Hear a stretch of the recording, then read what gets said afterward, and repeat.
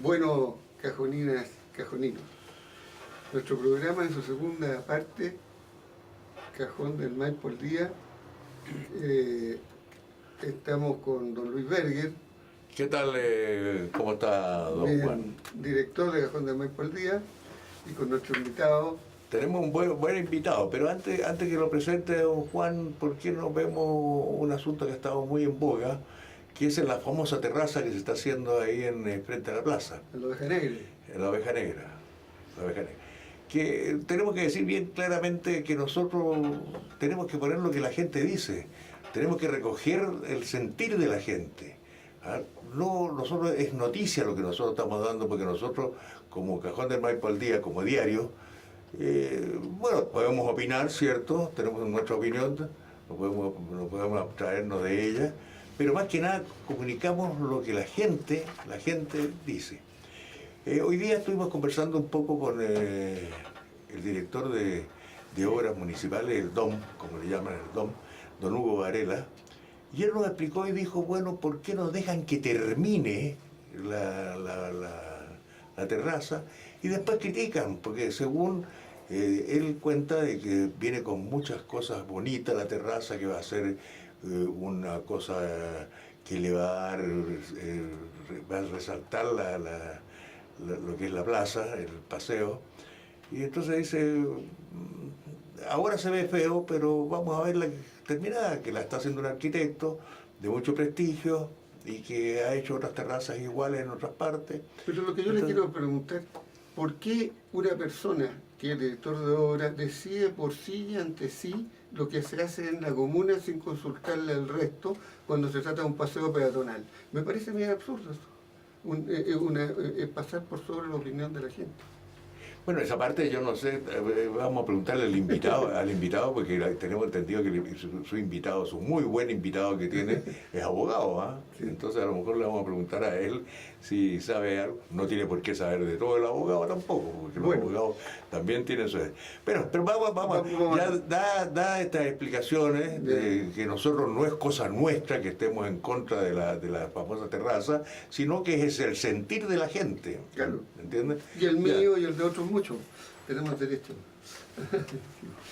Entonces, bueno. Ya, vamos con su buen invitado que tiene. Bueno, aquí estamos con don Enrique Astorga, abogado, con un posgrado en economía, importante vecino de la comuna de la familia de los Astorga, parientes, y que estuvo a cargo también de la fundación de San Alfonso. Ha escrito numerosos libros, tanto aquí en Chile tienen una cosa interesante, y en el extranjero. Don Enrique, ¿cómo está usted? Buenos días. ¿Cómo está, don Enrique? Mucho Buenos gusto. días. A ver, ya que estábamos diciendo, ya que tocamos el tema ese, ¿debe el DOM pedir alguna autorización como para dar el permiso de esa terraza? No hablemos de que si usted está de acuerdo o no está de acuerdo, sino que la parte legal. Mire, la historia del Cajón del Maipo es la historia de la intervención de las instituciones sin consultar al pueblo. El Cajón del Maipo se fue formando históricamente con medidas a menudo arbitrarias que los gobiernos locales y nacionales fueron imponiendo. Así que no me parece extraño. Más alta la voz porque no me parece extraño que aquí en San José de Maipo el DOM actúe subrepticiamente y aplique políticas de arriba abajo y decisiones sin consultarle a nadie. Forma parte de la práctica. Pero legalmente tendría que pedirle permiso a vialidad, si es que de vialidad, y si es de ¿cómo se llama esto? Ministerio de Obras Públicas, Vialidad. No, Ministerio, sí, pues vialidad y el MOP. ¿Ah? Sí, yo creo que cuando se interviene en un espacio público no puede hacerse unilateralmente. Es necesario consultarle a instancias superiores que también tienen voz en este asunto. Pero ya que la Dirección de Obras Municipales actuó de esa manera, pues me parece que es un golpe de Estado que se dio al pueblo, al paseo, a la plaza. ¿Usted lo ha visto? No lo he visto. No, Pero de aquí voy a ir a verlo. Ya, ya. Es importante su opinión, pero bueno, legalmente, bueno, es el MOP cuando es del MOP, cuando es camino, ¿no es cierto? Y tiene que ser al Ministerio de la Vivienda, que... ¿ah? Vialidad. No vialidad, sino que es el Ministerio de la Vivienda, ¿ah? Cuando las veredas son urbanas, ¿no es cierto? ¿No es así? Claro. Ya está, bueno, pero dejemos, porque hay cosas importantes que conversar con usted, tenemos que aprovecharlo para que nos cuente. Don Juan tiene mucho deseo de conversar con usted. ¿Es así?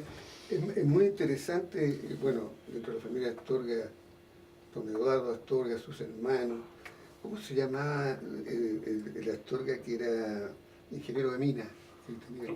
Tomás, era amigo de mi madre, gente muy inteligente.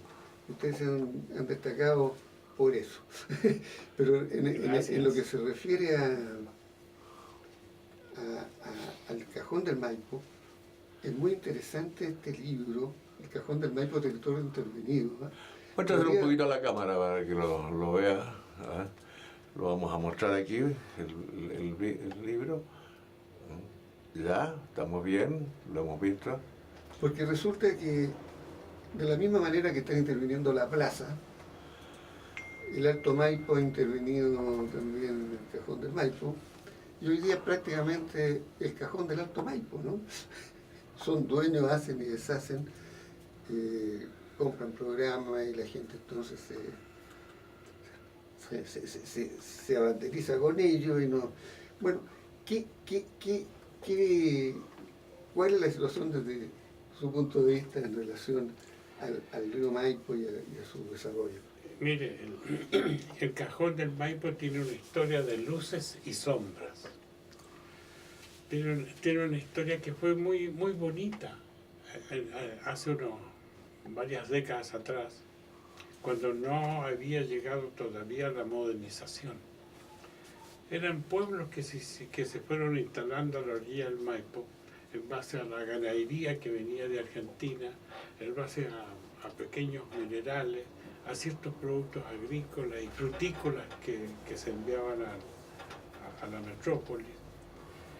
Y se formaron pueblecitos que eran comunidades, pueblecitos que la gente en las tardes conversaba en los corredores de las casas, jugaban al dominó, jugaban a las cartas, las mujeres atendían la chacra y la cocina, y era una perfecta comunidad cada pueblo, integrada y con relaciones entre ellos. No había explotación de unos por otros, porque más o menos todos eran relativamente parejos económicamente. Pero con ciertos cambios económicos que hubieron, con la explotación de la cal y del yeso, con la explotación de la arena de los ríos, con el turismo que fue llegando, se fue transformando esta sociedad comunitaria y empezó una forma de concentración del poder económico. Surgieron 7 u 8 empresas grandes de turismo, surgieron grandes empresas con alrededor de 100 camiones para transportan la cal, y que es la fuente principal de la construcción en la metrópoli y en el país. Surgieron ciertas actividades agrícolas de tipo campesino que mantuvieron en cierto aspecto la comunidad. Pero el transporte de mercancía y el transporte de personas se fue haciendo por los cambios que se hicieron en los caminos. Se mejoraron los caminos y con ello aumentó el transporte de mercancía. Surgió el tren precioso que teníamos Eso es aquí. lo que, perdón que le interrumpa, don Enrique. Usted que es un erudito en la historia del Cajón del Maipo, primero se crearon los villorrios, los pueblecitos que está hablando usted, y después vino el ferrocarril, o primero fue el ferrocarril. No, primero se formaron los pueblecitos en torno a la actividad ganadera, que venía de Argentina, y de la actividad de subsistencia que había. Y la minera del volcán es anterior también. La- El volcán, la minería que había en la Mercedica ahí, ¿es anterior al tren? es anterior a las primeras formas de población que había aquí. ¿El tren no se crea para el volcán o no? El tren se Para crea poder traer material del para volcán. traer ¿Ah? el oro, la plata, el cobre que había. Ya, O o sea, sea, esa fue la idea del tren. Así Y ahí fueron formándose las estaciones. Así es. Estamos hablando de ya está la estación de la obra, de Canelo, ¿no es cierto? Así fue, porque estaban los villorrios. Así fue. Ya. Así. Y el tren, y el tren fue una conexión que hubo al interior del ¿Nació como carga primero o no? como carga. Y después fue como Y pasajero. después fue como pasajero. Ya. Posteriormente, cuando ya el desarrollo del transporte por tierra creció, aparecieron muchos camiones modernos, entonces el tren fue perdiendo importancia. Ya tenía un costo más alto el tren que el camión. Y al ser más caro viajar en tren que en bus, el tren fue perdiendo la base de sustentación. Y sobre todo esto se dio con mucha facilidad por las características económicas que impuso la dictadura militar, Exactamente. que le dio gran importancia al mercado, gran importancia A los camioneros. claro. Estamos hablando de los camioneros, los migreros, los Claro, pero si cruceros. Jorge Fontaine con Vilarín eran socios en Indumotor y tenían que vender camiones, entonces acabaron con los trenes en Chile. Teníamos la red ferroviaria más importante de Latinoamérica. Oye, usted como antiguo habitante de esta zona, o sea, usted es nacido acá y criado acá, ¿tenemos entendido o no? Más o menos. Más o menos. Más o menos. Indudablemente que fue a estudiar a Santiago, porque acá no tenemos escuela de Derecho. ¿Ah? Pero hay una cosa, la transformación que ha sufrido San José de Maipo, ¿cuándo la ha sentido más usted? ¿Ahora último o paulatinamente ha ido cambiando? Es un proceso.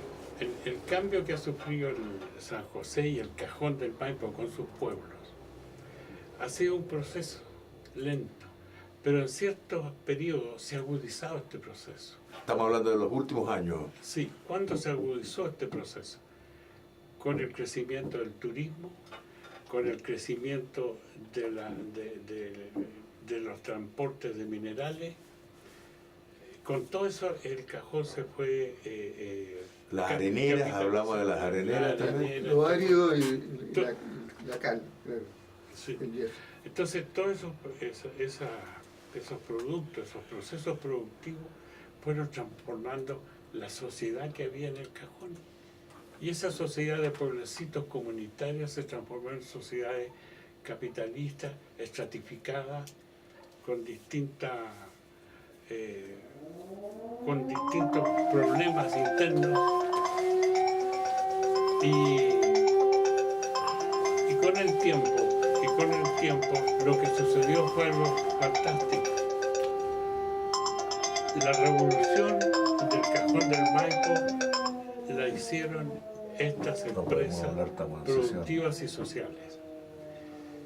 Y esta revolución que hicieron estas empresas transformó enteramente las bases en que descansaba la sociedad de los pueblos y de San José. Fíjese que el turismo ahora, hay 8 empresas de turismo que son las que dominan gran parte del ingreso turístico del Cajón. Y el 99% de las empresas son pequeñas, viven de los 30.000 turistas que vienen en los fines de semana, según impuestos internos, y se reparten el dinero entre muchas empresas. En cambio, hay poquitas empresas que concentran la mayor parte del ingreso del turismo que viene para acá. O sea, se fue formando una sociedad profundamente estratificada, segmentada, en clases, una especie de clases sociales, no la típica clase social que nos habla Carlos Marx. Ahora había otra diferenciación social muy distinta, pero sí, los grupos dominantes concentran la mayor parte del ingreso del cajón y una gran cantidad de trabajadores y de gente que se reparten pequeñas partes del ingreso. Del ingreso. Perdón, yo quería hablar un poquito porque San José de Maipo, el Cajón del Maipo, se hizo famoso en todo Chile cuando comenzó el trabajo del gasoducto. Ahí todo el mundo habló, ¿por qué? Porque era una cosa que iban a traer gas de Argentina hacia Chile y era beneficioso para Chile en ese momento, porque si no, no lo habríamos hecho, ¿no es cierto? ¿Cómo se produce todo eso? Porque hubo mucha oposición, tanta oposición como, por ejemplo, para el Alto Maipo. Hubo oposición de... ¿Qué puede decirnos usted de ese tiempo? Digamos, ese proceso que hubo. En verdad que Gasandes, una empresa transnacional con mucho anclaje en Argentina. Le vamos a pedir que hable un poquitito más alto, no tanto para el micrófono, sino que para la Gasandes cámara. es una empresa transnacional que tiene muchos negocios en Argentina y en Chile. Concibieron esto de hacer una tubería gigantesca para trasladar el gas de Argentina a Chile. Esto fue más o menos en la época de Frei hijo. Y el gobierno apoyó eso. Pero los pueblos no lo apoyaron, porque vieron en eso una otra intervención a su comunidad, a la vida que ellos llevaban en la comunidad. Y empezó una resistencia muy fuerte. Sí, eso es justamente lo que estábamos... Los pueblos se resistieron a esta tubería que en principio iba a pasar frente a todas las casas de la comunidad, de la familia Astorga. Y el pueblo solidarizó con ellos y fue una lucha muy brava, muy dura la lucha. Y participó mucha gente. Incluso mi compañera... Y tuvo mucha cobertura nacional, tuvo esa... Mi compañera participó en la resistencia. Claro, hubo como decir, cobertura nacional, todo el mundo estaba pensando y estaba pendiente de qué es lo que iba a pasar, porque ustedes salían a la calle y gritaban, impedían la pasada de los camiones, tengo entendido, todo eso. Los tomaban detenidos, los golpeaban. Los golpeaban, todo. Pero la familia Astorga lideró eso, parece, ¿o no? Sí, la familia Astorga lideró. ¿Y qué pasó al final? ¿Cómo llegamos a que sí el gasoducto...? Bueno, el gasoducto al final no pasó por donde estaba trazado, sino pasó por la cordillera del frente. Ya. O sea, no molestó a los héroes de Astorga. No molestó a la comunidad. Y al frente pasó por la mitad del cerro más o menos. Pero con el tiempo el gasoducto ese fue puro cuento, porque entiendo que ahora ni siquiera pasa gas por ahí. Pero si le hemos mandado gas nosotros para allá, ¿o? Claro, se está utilizando al revés. Se está utilizando. Entonces, son esas inversiones, las transnacionales, que se hacen por intereses coyunturales. Pero bueno, que hablemos una cosa, transparentemos algo. Siempre se ha dicho de que la familia Astorga salió ganando con eso en un momento dado. Le pagaron para que no siguiera adelante con las protestas. ¿Qué sabe usted de eso? Porque usted conoce mejor que nadie. No, la familia Astorga siguió con las protestas hasta el final, hasta que llegaron a un acuerdo, no con ella, sino con el pueblo. Y al pueblo le dieron $1 millón. Esa es la fundación, ¿no? Y de ese $1 millón surgió la Fundación de Desarrollo Social, de la cual yo fui presidente hasta hace pocos meses. Primero que nada, es decir, primero que todo, mejor dicho, no primero que nada, sino primero que todo, el $1 millón ¿era suficiente por el daño que hacían ellos de pasar por todas estas partes del cerro? ¿Cómo lo encuentra usted? En verdad, puede ser mucho o puede ser poco, de acuerdo a lo que se planifique. Creo que no se hizo bien la planificación. Yo en ese tiempo no estaba aquí en Chile, estaba en un proyecto de Naciones Unidas en México. Pero por lo que conozco de la Fundación, que fui como 8 años su presidente, ese $1 millón podría haberse utilizado mucho mejor. Pero se compró una casa grande. Se compró un predio. un ¿sí? predio que abarcó un 20% del $1 millón y una casita chica. ¿Y lo demás qué se hizo? Lo demás se dio básicamente en educación, en beca para que estudiaran en la universidad la gente del pueblo. Pero las fundaciones no tendrían que ser, usted que es abogado sabe todo eso, las fundaciones no tendrían que invertir como para poder subsistir posteriormente, porque si usted gasta el capital, se lo gasta en dar educación, se lo va a dar a unas pocas personas nomás. Pero no todo el tiempo. Estamos hablando, por ejemplo, de, digamos, el premio Nobel, por decir, tienen inversiones, todo, y perdura por todo el tiempo, ¿me entiendes? Eso es lo que pasó, en parte. Se gastó una parte importante del $1 millón en educación que no retornó, que no pagaron, los muchachos no pagaron hasta el día de hoy. Porque miren, las fundaciones son una entidad muy especial. Las fundaciones son asociaciones que el fundador las constituye, que aporta dinero y la fundación los gasta de acuerdo al fundador. Claro, pero invierte como para que no les falte... pero básicamente gasta en los servicios que le da el fundador, en los planes y servicios que diseña el fundador. Más que en inversiones, no es una empresa productiva. Pero es que entonces una fundación puede durar muy poco, porque Puede durar hasta que se acaba la plata. Se le acaba la plata y se termina la fundación. Y estaba a punto de desintegrarse cuando yo fui presidente.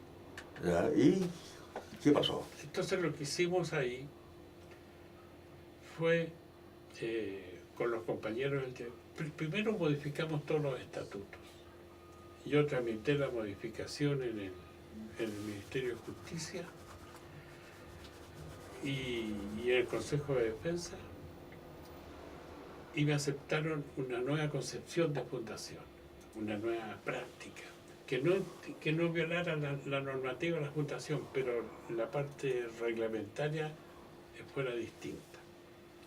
Entonces hicimos una fundación democrática, porque las fundaciones son muy autoritarias. Ahí manda el fundador, y si no está el fundador, el directorio, y de ahí para abajo se recibe. Y los directores siempre los nombra el fundador, ¿no? Los nombra el fundador. Claro. Entonces nosotros dimos vuelta la tortilla. Un directorio nombrado por el pueblo y formado por las organizaciones de la comunidad. Entonces estaban las 6 o 7 organizaciones que había, Junta de vecinos. que nombraban los directorios aprobados por el pueblo. Y debajo de este directorio había una asamblea de todos los representantes, de todos los directores de la organización, que se llamó Asamblea de Representantes. Y más abajo la Asamblea del Pueblo. Entonces de la Asamblea del Pueblo iban surgiendo las ideas, los planes hacia el directorio y hacia el presidente que administraba. El presidente estaba sujeto al control del directorio, de la Asamblea de Representantes y de la comunidad. Esa fue la modificación que hicimos y que funciona hasta el día de hoy. Pero bueno, ¿y dinero le queda a la fundación o no le queda? Entonces no quedaba dinero, quedaban un remanente. Unas colitas por ahí. Unas colitas. Con esas colitas arreglamos la infraestructura de esa casa que se compró años atrás y que estaba abandonada.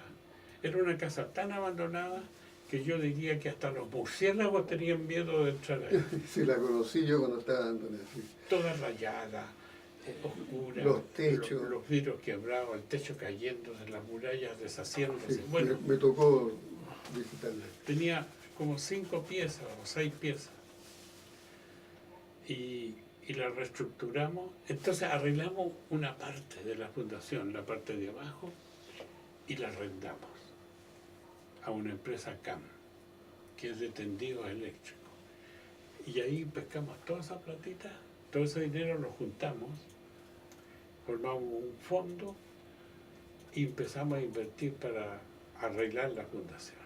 ¿No se presentaron nunca ustedes a algún proyecto del Estado, digamos, del gobierno? Cero apoyo del Estado. Estamos hablando del gobierno regional, del CORE, digamos. Nunca presentaron proyectos ustedes. No, mire, hicimos algunas diligencias, No, pero en verdad nos miraban con recelo, porque esto era de propiedad del pueblo, no era particular, no era una empresa privada. Tenía un manejo medio socialista, comunitario.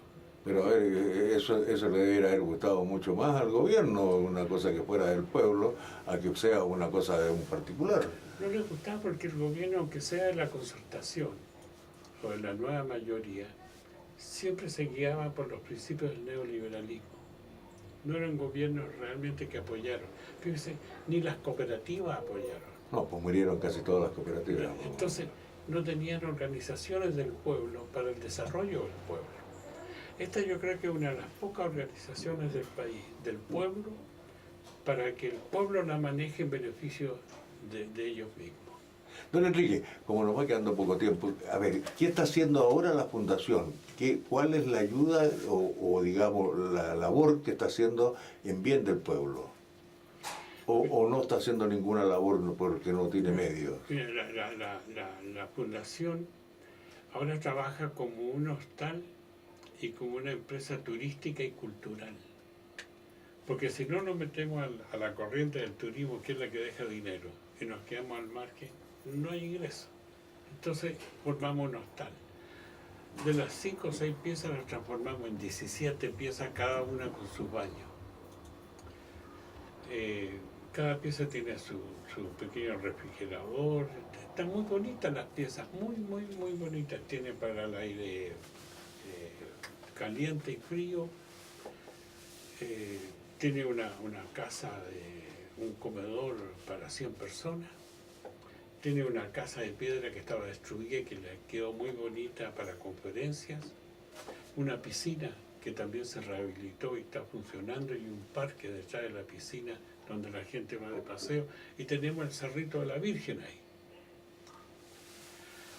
Entonces la fundación con esta riqueza está funcionando como tal. Yo la dejé funcionando como tal. Y tiene un ingreso de... ¿Ha seguido funcionando como usted la dejó? Ha seguido. Hay una nueva directiva. Y lo ha hecho bien. Y lo ha hecho bien. Pero casi son puras mujeres. Si queda, ¿cómo que se llama? Si queda, para el pueblo ya no hay becas, no hay ninguna... No, se suspendió. Se suspendió todo eso. Se suspendió. Ya, ahora hay una crítica que se hacía muy fuerte, que este era un recinto que tenían ustedes, esa casa de la que estamos hablando, prácticamente ecológica, venía de la gente que estaba por la ecología, estaba por... y en un tiempo se le arrendó a Alto Maipo, o sea, Strabag, creo que estaba ahí un tiempo. Y eso se criticó mucho acá en el pueblo. ¿Qué puede decir usted de eso? Mire, es que hay dos pensamientos. Uno, utilizamos los servicios del capital transnacional para que exploten al pueblo, para que exploten los recursos naturales, o también los utilizamos para desarrollar la comunidad. Entonces, la decisión que tomé no yo, la tomó la comunidad. Yo estaba de acuerdo. La tomaron. ¿Era usted presidente en ese tiempo? Sí, ¿o no? la tomaron todos los dirigentes de las comunidades de que se arrendara al Alto Maipo. Y lo arrendamos a muy, muy buen precio. Eso nos permitió transformar todo eso en beneficio de la comunidad. Exactamente, yo visité esa casa, está totalmente destruida, los techos se veían las estrellas, el baño y todo hecho pedazos. Entonces, bueno, en algunos casos hay que ser pragmático, y hoy día está convertida en una casa espectacular, porque pasamos ahí con Pepe Atena, que quiere hacer ahí el Festival del Cine. de cine. El Festival del Cine. Y está muy bonito, muy bonito. Pero, pasemos a este otro tema que es tan interesante. En pocos minutos, porque estamos un poquito pasados de la hora, Pero- pero vamos a invitar a ustedes a que conozcamos vamos a hacer un video allá, vamos a mostrar, porque lo que usted nos ha conversado acá es atractivo. Y también nos gustaría, no sé si puede dar usted los precios que tiene, porque hay mucha gente que ve este programa, es decir, no, lo ve en el Cajón del Maipo al Día, de Santiago, de todo Chile, y por qué no decir del mundo. Porque esta entrevista se sube, porque se sube. Mañana. Este programa se graba, se está grabando y se sube a Cajón del Maipo al Día y queda permanentemente ahí. O sea, las personas que quieran verlo lo van a poder ver. ¿Ah? Mire, yo le puedo decir que en este momento, como hace unos 6 meses que yo dejé ser el presidente, pero sé una cosa, son los precios más bajos que Más hay. bajo. Y estamos hablando de una pieza, de su refrigerador, su Pieza con baño, con derecho a frigobar, el frigobar. Es un frigobar chico, Sí, claro. y su cuestión para el aire Y caliente. grande la pieza. Hay de todo tipo, Hay de todo más tipo. chica, más grande y el precio. La vamos a ir a conocer y ahí le vamos a hacer mucha publicidad. Sí. Bueno, pero aquí hay un libro escrito por don Enrique Astorga Lira, hermano de la Yayita, María Eugenia. El Cajón del Maipo, territorio intervenido. Aquí se habla de la Fundación de Desarrollo Social de San Alfonso. ¿Qué cosas más importantes podemos conversar ahora sobre esto? ¿Qué es lo principal? Mire, en este texto lo que hago yo es presentar al Cajón del Maipo en perspectiva. ¿Y cuáles son las fuerzas que lo dominan actualmente?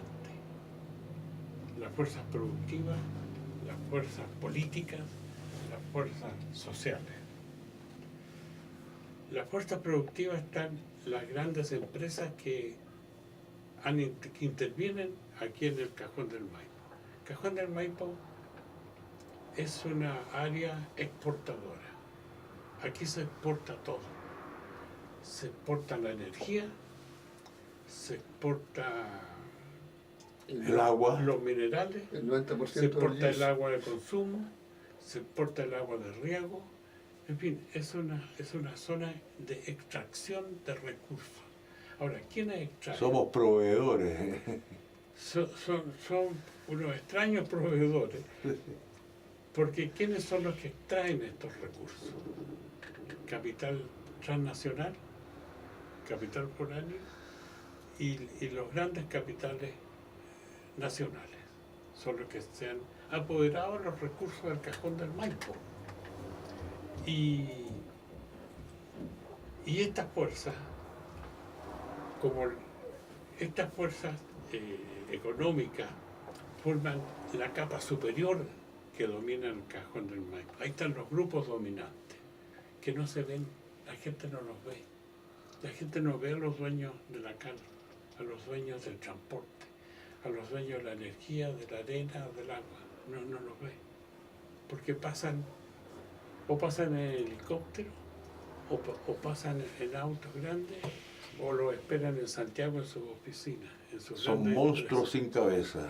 Monstruos sin cabeza.